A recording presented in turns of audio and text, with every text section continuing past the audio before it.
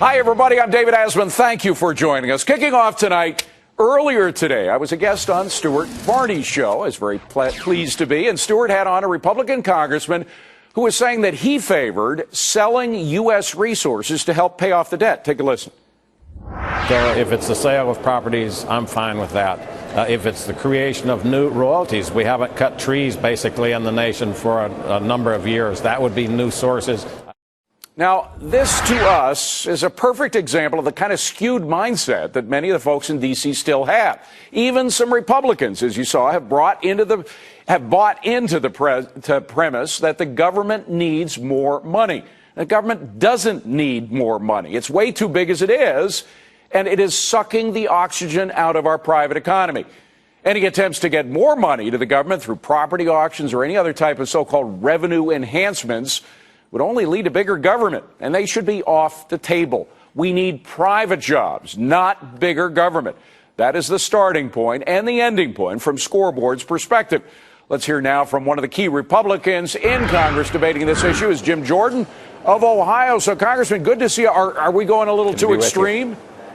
Well, I mean, I think the fundamental point is right. Smaller government means more liberty. What we have in Washington is a spending problem, and that's where we have to focus. And we certainly don't want tax increases. That's not going to help our economy grow. That's not going to create jobs.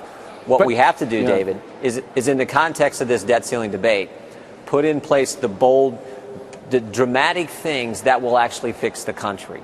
And we've talked before, we believe that's cut, cap, and balance, cut spending, cap it as a percentage of GDP, and put in place a balanced budget amendment, which would fundamentally change the country, fundamentally put us on a path that makes sense, and be that game-changing thing that would actually fix our fiscal situation. Okay, but Congressman, you even have Republicans, as we just showed, and of course, John McCain has talked about revenue enhancement, so has John Cornyn, who are talking about giving the government more money. When has the government ever used more income to help pay off the debt? I don't remember that ever happening. You're exactly right. That's why this whole idea that the Democrats keep bringing up tax increases is so phony, because they'll say, oh, we'll use it to pay down the debt. All they do is the spending cuts that are promised in the out years never get implemented, but the tax increases, they become permanent, and they just keep spending and spending and spending. So you're exactly right.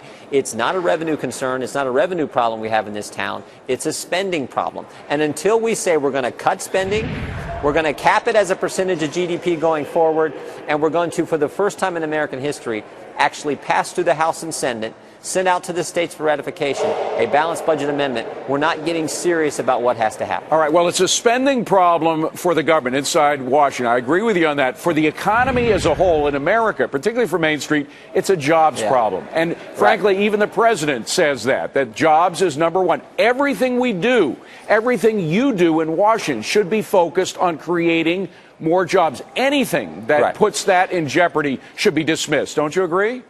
Agree completely. And you're not going to create jobs, David, when you got the wrong fiscal policy, the wrong regulatory policy, the wrong tax policy, and the wrong energy policy, which we currently, we have all four of those wrong right now. And all that uncertainty, we've talked about this on your program before, all that uncertainty is making it difficult for the job creators, the entrepreneurs, the small business owners out there to do the things they would typically do as you start to come out of a recession. And so they're in this holding pattern because of all the uncertainty created here in Washington in those four big areas. But when you talk about the debt as a problem, and I've heard it again from Democrats and Republicans that the debt is the number one problem. No, jobs is the number one problem. And our effort should not be to bring more money in to balance the budget. Our effort should be how do we create jobs, even if that doesn't necessarily bring more money into the government coffers.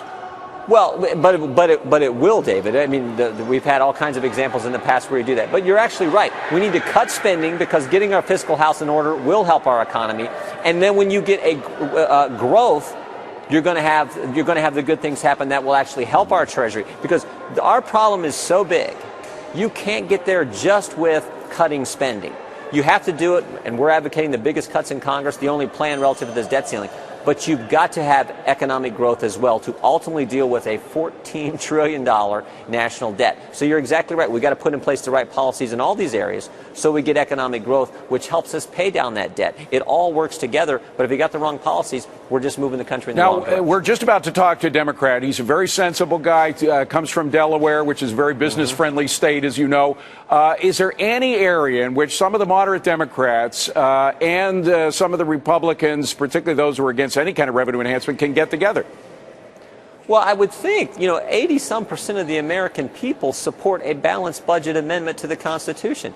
Why in the world would we not do that? It's amazing to me. Every local government has it. Every small business has to have a balanced budget. Every family has to balance their budget. Most 49 of the 50 states have to have. The one entity that doesn't have to balance their budget happens to be the entity that has a $14 trillion national debt. So why in the world couldn't we come together in a bipartisan way and say, let's do what everyone else has to do. Let's require the politicians actually do what American people have to do, live within their means. Yeah, I so think hopefully we part can of get that would agreement probably there. be getting rid of the Federal Reserve as well. By the way, you mentioned the Constitution. I hold in my hand a copy of it, and there is some talk that the president might invoke the 14th Amendment, which speaks to the issue of the debt in order to get around raising the debt limit, in order to get around Congress. If he does that, some people have suggested it's an impeachable offense. I believe Congressman Tim Scott, one of the new Tea Party guys, has said that. Do you agree? Would that be an impeachable offense? Well, I think he's certainly skating on thin ice if he does that. That has never been, and my understanding is, it's never been done before. And if the president does that at this critical moment in American history, when we're facing the kind of financial and fiscal situation we are, I think that's a very dangerous move. It's one thing when he commits us to war in Libya without consulting Congress. It's another thing when he does. I mean, there are actions this president has taken that I think are real cause for concern. If they do that, I think you're going to see a lot of people in Congress very upset about that. All right. Would you see a move for impeachment? David, we have to see what happens and if he actually goes there. It's just I've just heard this rumor and this talk in the last several days. So and we need, frankly, to investigate it some more. All right. Good to see you, Congressman Jim Jordan. Thanks. Thank